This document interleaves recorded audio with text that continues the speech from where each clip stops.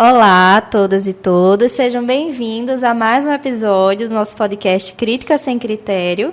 E hoje estamos com uma convidada muito especial, Maria Carolina Marques. Ela é psicanalista, lacaniana e psiquiatra e vai dialogar com a gente hoje sobre o tema: está o esquizofrênico fora da realidade? Vamos lá?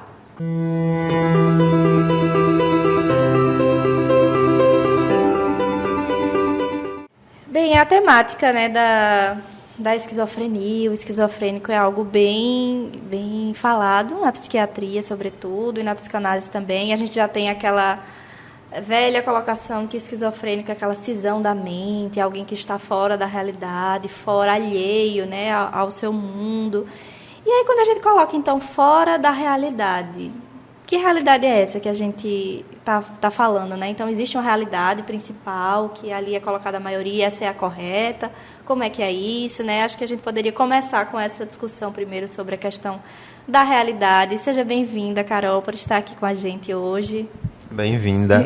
Obrigada a vocês pelo convite. Então, né, quando você me convidou e já lançou a pergunta, eu pensei em algumas coisas para responder, mas aí já veio algumas questões. Algumas delas você já acabou de colocar, né? E aí eu pensei, né, como é que é isso mesmo, que alguém faz uma pergunta a um analista e o analista sempre devolve a pergunta com mais outras perguntas, né? Mas isso, assim, brincadeiras à parte, isso tem a ver com a estrutura, né, do saber, e aí acho que a gente vai falar até um pouco sobre isso, na verdade. Mas vamos às questões que eu espero conseguir responder, né, de alguma maneira. Então, seria: de que realidade, então, ele estaria fora, né, o esquizofrênico? O que é a realidade? E também, quem é que podemos dizer que está na realidade? Né? Já que, se supostamente o esquizofrênico estaria fora, então alguém deve estar na realidade. Quem? Né? E, claro, também, o que estamos considerando quando falamos em esquizofrenia?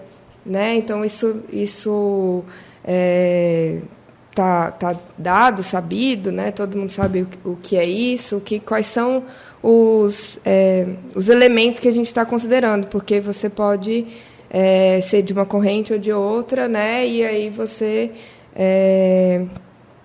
não vai compartilhar ali aqueles mesmos princípios, né? Então a gente precisaria definir isso para poder considerar, né? Para poder responder. Então eu vou começar, né, falando um pouco sobre introduzir a questão da realidade, né? Para falar de realidade, eu precisaria situar que para o humano a gente vai entender a realidade dentro de uma estrutura de linguagem. Né? Então, o ser humano ele só se constitui na linguagem, né, através de um outro, né, que vai ser um agente ali do simbólico, que vai instalar e inscrever esse sujeito na linguagem ou no simbólico. Então, a gente não tem como falar em realidade se a gente não estiver bem situado, que é uma realidade de linguagem. Né? Então, daí a gente já pode depreender que a tal realidade não é algo natural. Não está dada de pronto, assim, né? Desde o nascimento ou desde antes do nascimento. Ela é uma construção de um sujeito e que só pode acontecer através de um outro, como eu falei. O grande exemplo, né, é da mãe que vai cuidar do bebê, né? Não só ela, como o pai, avó, né? Os outros desse bebê, né, na verdade. Mas o que esse outro aí vai fazer? Né? Vai nomeá-lo, vai falar com ele, vai falar dele. Né, vai supor que a agonia dele, né, o grito, o choro do bebê, tem um significado específico, né, e isso vai sendo transmitido a esse bebê de maneira absolutamente singular.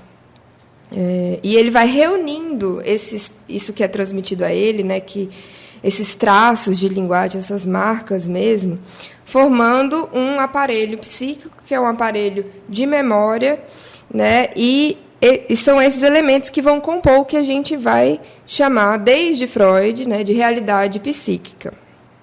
Bom, então percebam que essa realidade psíquica não é uma realidade absoluta, né, em que estamos todos inseridos, né, é uma realidade singular, mas eu não vou chamar de individual, né? Porque lembra que essa realidade se constitui em relação um com o outro, então ela não se constitui individualmente.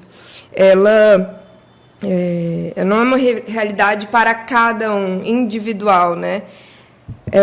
Mas é uma realidade construída por um sujeito em suas relações com o outro, né? Então, portanto, ela também vai partilhando alguns elementos com o outro. O que podemos falar é em modos de estar na linguagem, né? Então, de acordo com o modo que que o sujeito se constitui nessa linguagem, podemos falar em diferentes maneiras de construir essa realidade psíquica. Então, isso estabelece diferentes maneiras de se relacionar, né, com o outro e de inscrever algo que é da ordem de uma falta. Então, a gente poderia perguntar, né, falta de quê? Falta de um saber que garanta a própria existência. E é por isso que é preciso um outro que já tenha um saber, né? Por que ele já tem um saber? Porque já estava lá, né, no mundo, já está na linguagem, né, que a linguagem, sim, é prévia ao sujeito, né? E é preciso que esse outro acolha esse bebê nesse desamparo radical e o inscreva na linguagem, né? Mas esse saber do outro, apesar de ser necessário, imprescindível para que alguém se constitua, ele não é suficiente para a satisfação do humano, né? E aí Freud vai dizer que não há objeto que satisfaça o homem por completo, como os animais na natureza, né? Que eles têm os objetos à disposição deles na natureza, né? E aí, no humano, esse objeto ele sempre vai passar pela linguagem, não tem como falar disso, né? A gente tá usando a linguagem, né, para justamente poder dar conta disso. Então, tudo que é da ordem, né, da busca do humano por um objeto, né, por algo que falta, sempre vai passar pela palavra, né, pela representação. Então, nisso, a gente vai ver que isso acaba não sendo suficiente e aí ele precisa de mais uma representação, né? Então, é como se esse saber do outro, a linguagem mesmo, ela sempre falha, só que ela exige, na verdade, mais simbólico, né? Então, mais outra representação, e isso, né, indefinidamente. E essa falta de objeto de satisfação tem a ver com essa falta de saber sobre a própria existência, e é também algo que se inscreve de maneiras diferentes. Então, a gente vai estar falando de um modo diferente de estar na linguagem, dependendo, né, da estrutura do sujeito, já antecipando essa palavra, e um modo de inscrever a falta. Então, é por aí.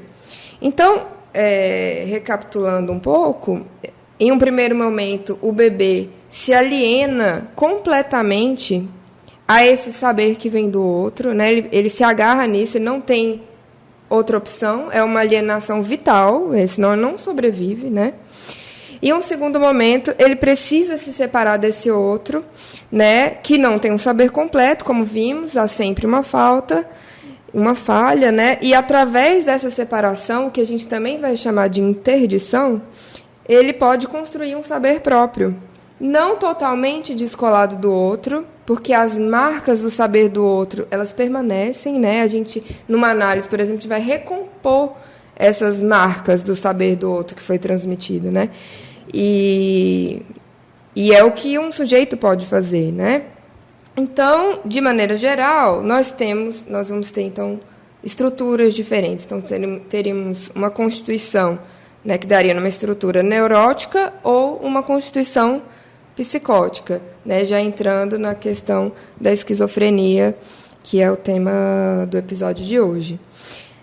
Então, na neurose, essa falta que eu estava falando, ela é inscrita simbolicamente, né? Então, só que ela é recalcada, né? E o recalque é essa operação da divisão subjetiva, né, da interdição do sujeito.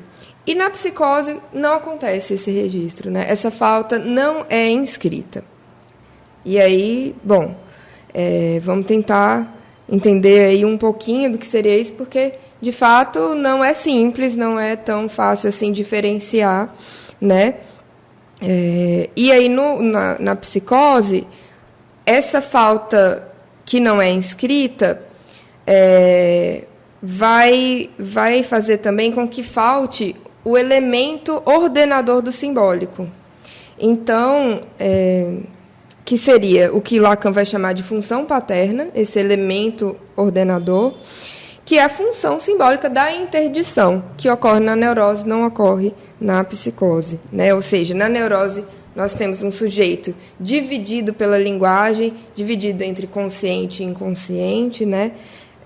E na psicose é como se essa falta não fosse inscrita no simbólico, e aí esse simbólico carece de alguma coisa, né? Carece de um elemento que ordene esse simbólico. E aí eu não vou entrar no porquê esse nome função paterna, mas é bom lembrar que é uma estrutura essencialmente simbólica, né? Que não é o pai que vai, né, exercer, talvez nem mesmo um homem, né? Então, voltando à pergunta, se está o esquizofrênico fora da realidade. Então, vamos considerar o sujeito esquizofrênico como um psicótico, né? Mas vamos manter algumas ressalvas também, né, com esses termos, porque não é tão simples estabelecer essa diferença. E aí a gente vai precisar simplificar mesmo, né? Então vamos tentar transmitir o que seria de principal nisso, mas mantendo uma ressalva mesmo, né? Então, que a gente pode considerar que os fenômenos de alucinação e delírio seriam da ordem da psicose, e no caso da neurose a gente teria outros fenômenos, né? Como inibição, angústia, sintoma, né? Sintomas conversivos, entre outros. E aí, para começar a falar um pouquinho disso, quer dizer, já depois desse prelúdio, né, mas para tentar explicar essas diferenças, eu me lembrei de um texto muito importante de Freud, que o próprio título ele nos aponta um caminho importante para pensar a realidade, que o título do texto é A Perda da Realidade na Neurose e na Psicose, de 1924, o texto. Ou seja, quer dizer que o abalo na relação com a realidade não é exclusivo da psicose, né, ou seja, nem da esquizofrenia.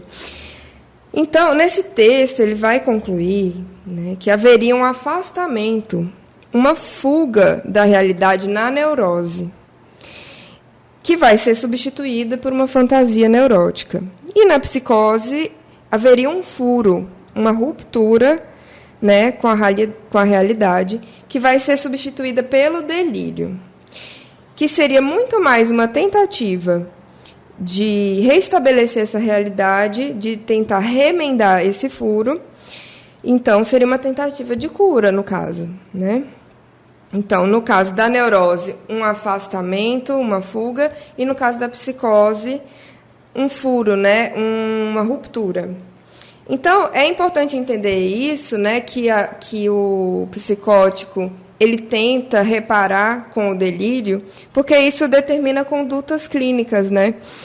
Porque é importante que o profissional ele não tenha o objetivo de suspender completamente o delírio, porque a gente vai ver que se o psicótico perde o delírio, ele vai ficando cada vez mais desinteressado por essa realidade aí agora entre aspas, né? Só para a gente tentar esclarecer, mas o que seria isso, né? Digamos, metaforicamente, o mundo exterior, né? De alguma maneira. Carol, uma coisa interessante é que, às vezes, essa tentativa de sair do delírio, né? As pessoas dizem que é importante trazê-lo para a realidade, mas como assim? Né? Por quê e que realidade você está querendo trazer? Né? Essa é a exatamente. Questão, né? E falam também que é como se fosse o que ele traz na história do delírio coisa sem sentido, né? Trazendo ali coisas fora Não da fala realidade, coisa coisa com com coisa. coisa, né? E o quanto do conteúdo do delírio também diz muita coisa acerca do que está se passando, exatamente. dessa tentativa de cura que você traz, né? E como é interessante demais ouvir essas histórias, né? Dessa narrativa do que está ali no delírio. E aí fica sendo resumido a isso, né? Não tá delirando, então como se fosse insignificante. Né? Isso que a gente escuta, né? Na verdade. E aí entra a questão, né? Então, se tira o delírio, vai botar o quê no lugar? Porque se falta alguma coisa nesse simbólico, né? E aí ele já tem essa produção criativa, inclusive, né? De tamponar isso, né? O que o profissional oferece, né? Estou dizendo assim profissional porque pode ser um psiquiatra, pode ser um terapeuta, pode ser... Não tem como você tirar uma coisa, né, sem saber, né, se aquilo não vai fazer falta, né, para que está servindo aquilo, né? Então a gente tem que ter muito cuidado e isso que você falou é muito interessante, porque de fato o delírio, né, ele vai conter elementos importantes da vida daquele sujeito, né, e que eles demandam mesmo uma articulação melhor, né. E aí, se tiver alguém para escutar, e numa escuta, né, bem articulada mesmo, que também não vai ficar interferindo, que não vai ficar dizendo, tira isso da sua cabeça, isso é coisa da sua cabeça, né? E isso faz diferença na vida de alguém, né? Então, acho que o que a gente pode dizer, né, sobre o que comumente se chama de realidade, seria, então, o que seria partilhado entre os humanos, né? E partilhável também, numa dada cultura, num certo tempo, né? Porém, ainda assim, como cada um apreende isso, é absolutamente singular, né? Então, é importante salientar isso sempre, porque não existe essa realidade que, né, vamos...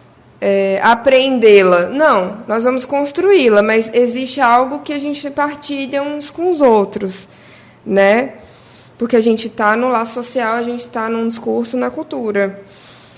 E isso também tem a ver com a estrutura de linguagem, porque, por exemplo, Lacan vai dar um exemplo do elefante, né? Então, se eu digo a palavra elefante, cada um pensa num elefante diferente, né? E eu estou falando aqui, muitas pessoas vão ouvir, cada uma vai entender de uma maneira, né? Não tem como todo mundo aprender da mesma forma, né? Então, só que também não é possível falar de qualquer jeito.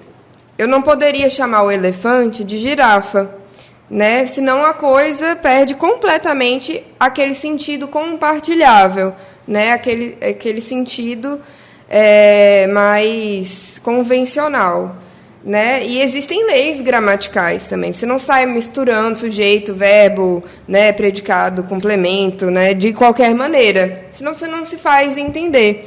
E isso tem a ver, né, com essa instalação no simbólico. Então, desde que se instale, né, um sujeito no simbólico, né, de uma maneira, e agora já dizendo, neurótica, existem algumas leis, né, de linguagem mesmo, que elas vão ser estabelecidas e a gente vai compartilhar, né, esses elementos, e por isso que a gente está se entendendo aqui minimamente. A gente não está se entendendo completamente, mas a gente está se entendendo até certo ponto, né? Ô, Carol, e uma coisa, você falando, eu lembrei de um exemplo de um paciente que eu acho muito engraçado. Ele falava muito num jabuti, falando essa coisa de animal, né?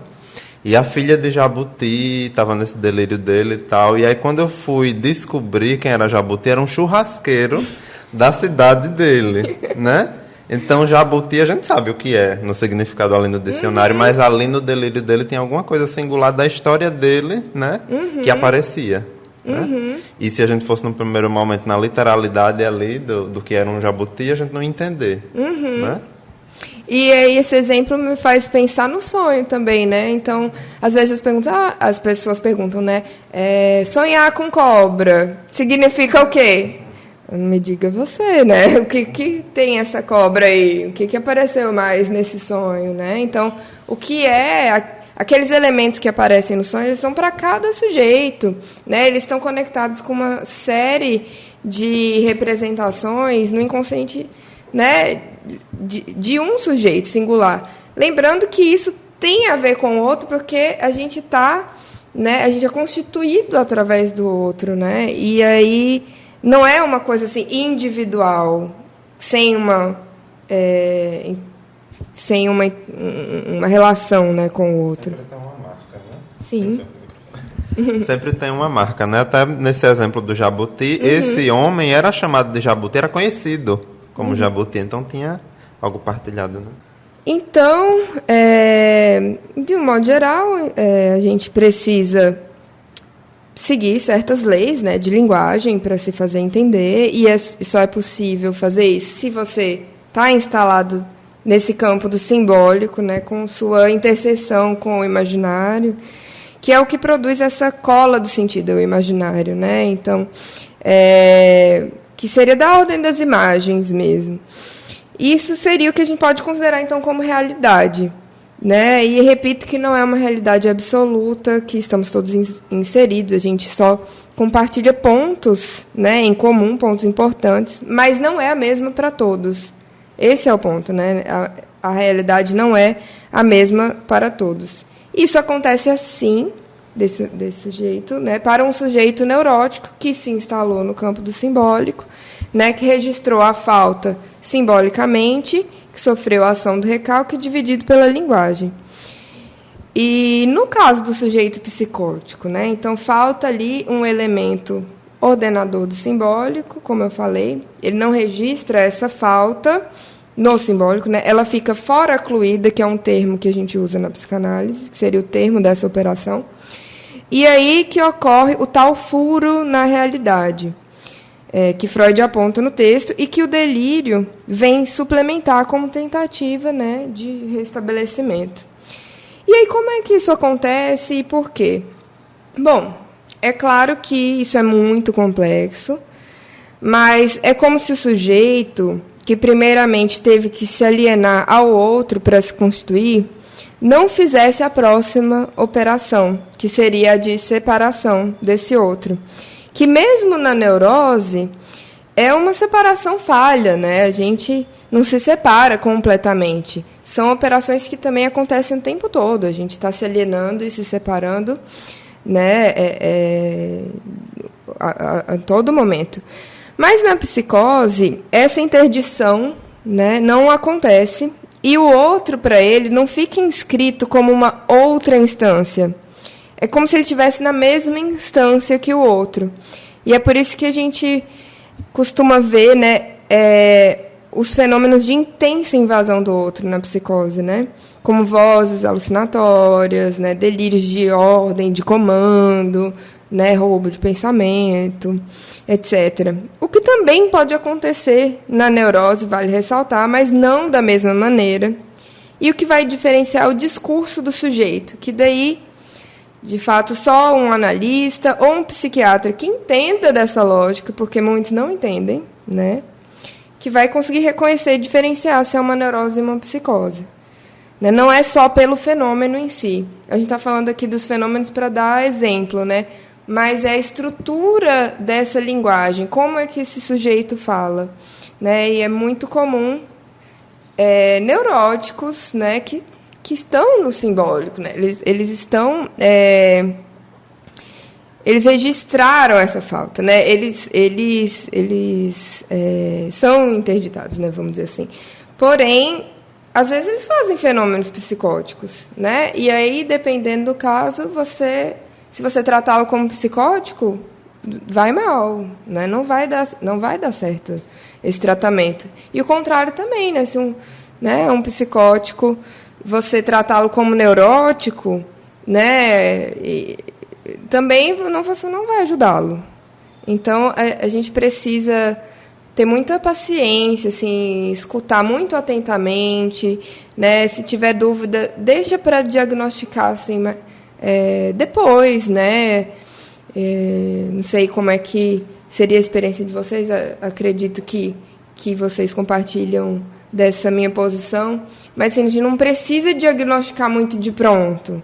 Se você toma um neurótico como psicótico, isso não vai legal, e vice-versa. Então, a gente pode seguir escutando, né? Pode seguir ampliando esse discurso, tanto na psicose como na neurose, e isso vai melhorar mesmo as possibilidades simbólicas, né, de resolução do quadro. E uma coisa que eu percebo, que a gente já falou muito aqui, é que parece que quando é dito, né, fulano tem esquizofrenia, se encerra aqui, né, o espaço de fala dele, porque tudo que ele fala não vai ser levado em consideração, ou então, se ele falar alguma coisa, é sinal apenas que eu vou ter que aumentar a medicação dele, e às vezes outra pessoa fala por ele, né, às vezes não tem nenhum espaço ali dele falar, e fica muito encerrado, né, é isso aqui que eu tenho, meu problema tem a ver com isso, e fica tudo dessa forma. Então, ainda eu acho que uma grande... Ocorre muito isso, né, no campo da psiquiatria. Então, vamos trazer, como o Vitor falou, para a realidade, vamos deixar todo mundo aqui na norma, tomando todo mundo com grande embotamento, seja pelo medicamento ali, mas todo mundo quietinho, né? Não que alguma intervenção medicamentosa não vá acontecer, porque às vezes tem delírios muito... que geram ali uma grande, às vezes um ato de violência, alguma coisa nesse sentido, né? Mas o que acontece é uma grande generalização, né? E aí acaba que as intervenções são só dessa forma e se esquece da riqueza que é aquela fala, aquele momento, e isso fica deixado muito de lado. Outra coisa importante que você estava falando, Carol, que me veio à cabeça, é que eu dou aula, né, estudando de medicina, e é muito comum os pacientes chegarem dizendo que eu escuto vozes.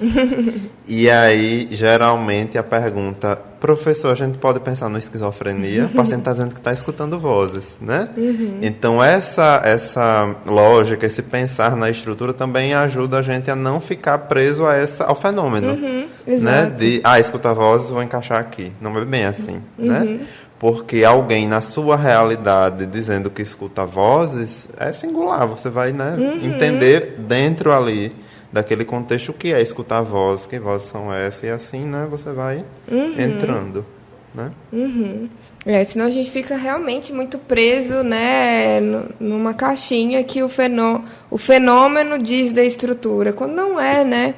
É o discurso ali, essa relação com o simbólico, com a falta. Como é que um sujeito, né, diz de si mesmo, qual é a relação que ele tem com o outro? Isso não é fácil, né, de determinar. Né? É muita escuta que você, às vezes, leva anos para dar um diagnóstico. Né? Mas, assim, enquanto isso, a gente está acolhendo, né? Não estou dizendo, né, que a gente vai negligenciar isso. Não, pelo contrário, a gente vai tomar mais cuidado ainda, né? Então, e é muito comum, né, a alucinação nas estruturas neuróticas, é muito comum. Então, chama mais atenção mesmo para a psicose, né, quando está um discurso mais desorganizado, né, quando a estrutura daquele discurso não é coesa. E ainda assim a gente também pode a gente tem que tomar cuidado para identificar mesmo se mesmo ali um tanto desorganizado, se não tem um fio, né, se não tem algo que remeta a alguém que está situado, né, no simbólico, numa busca, né, por se fazer entender para o outro, movido pelos ideais que vêm do outro. Isso geralmente vai dar a entender mais numa neurose. E na psicose é muito variável, né? E aí o Lacan vai falar as psicoses, né? Porque não existe uma forma de psicose, assim, existem várias maneiras de ser psicótico, então, não de ser, né? Porque a gente também não está falando do ser, mas de estar estruturado dessa maneira, né?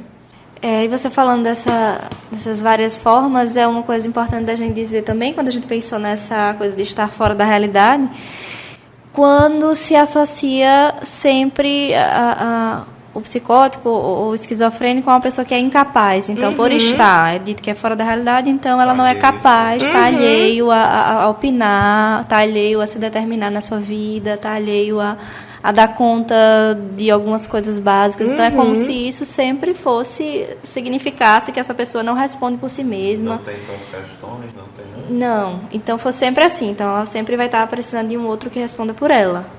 Isso a gente tem que ter muito cuidado. É como se todo mundo... Não, então vai ter um representante ali nisso. Isso traz um prejuízo, assim, tão grande. Porque aí a pessoa é como se recebesse esse nome. Aí eu realmente não posso. Aí vai se colocando cada vez mais nessa posição. E como fica no laço? Se a gente já está querendo que, né, possa se situar um pouco mais no laço social, e como é que fica? Se a gente mesmo, com um ato ali médico, acaba legitimando um distanciamento. Porque essa questão dos discursos, né? Os discursos que são produzidos sobre, vamos dizer assim, o paciente, alguém que está ali, isso também situa a pessoa em algum lugar. Né? Então é isso que você falou. Se a gente situar a pessoa nesse lugar, muito provavelmente vai ser difícil ela ter elementos que possam tirá-la desse lugar. Porque a gente precisa de elementos do outro, né? Quando a gente, por exemplo, vai fazer uma análise, a gente precisa que o analista nos dê elementos ali para que a gente fale da nossa história e possa fazer determinadas articulações, né? E ele vai ali conduzindo o processo. Então, a gente precisa ter isso que venha, né? Alguma coisa não situar só num determinado lugar, porque realmente fica difícil do paciente sair, né? Estou falando aqui paciente, mas entendam, né?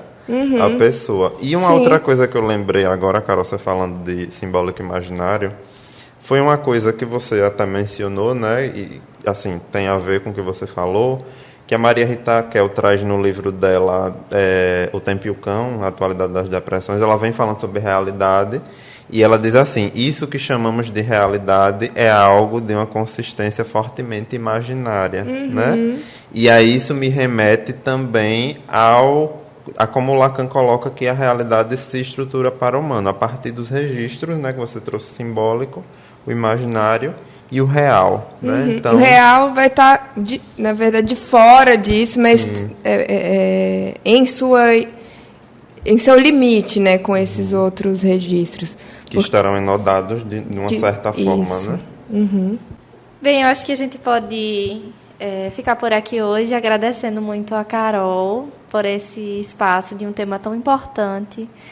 E a gente queria encerrar trazendo um poema da Estela do Patrocínio, que a gente já falou sobre ela em outro episódio, que ela recebeu o diagnóstico de esquizofrenia e teve um grande legado ali na poesia. E é interessante como nos poemas dela, ela se mostra bem atenta, na verdade, ao que estava passando, ao que a gente pode chamar, né, da realidade, mas que a gente já viu aqui como na verdade é uma outra questão. Eu vou ler aqui um poema dela para a gente encerrar. Eu estava com saúde, adoeci. Eu não ia adoecer sozinha, não, mas eu estava com saúde, estava com muita saúde. Me adoeceram, me internaram no hospital e me deixaram internada. E agora eu vivo no hospital como doente. O hospital parece uma casa. O hospital é um hospital. Então, vamos encerrar com essa colocação dela bem atenta, né? Bem revolucionária ao que estava acontecendo. E é muito importante para a forma que a gente enxerga, né, as pessoas que possam ter ali um fenômeno psicótico, um diagnóstico de esquizofrenia, mas que a gente esteja atenta para o que esse discurso vai nos trazer, né? Então, mais uma vez, obrigada, Carol. Obrigado, Carol. Eu agradeço o convite, muito gentil.